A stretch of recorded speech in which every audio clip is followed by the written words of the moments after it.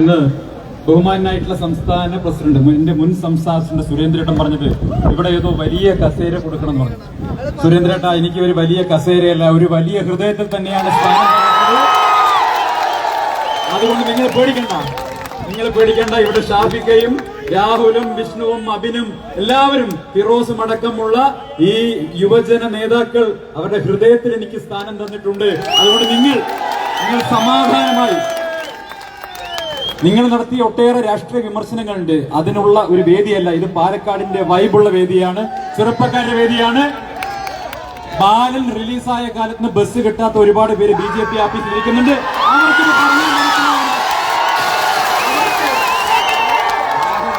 അവർക്ക് ഈ വൈബ് പറഞ്ഞാൽ മനസ്സിലാവില്ല.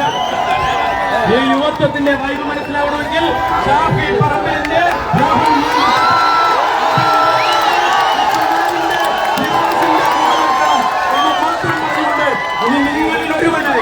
നിങ്ങളിൽ ഒരുവനായി ഞാൻ ഉണ്ടാകും.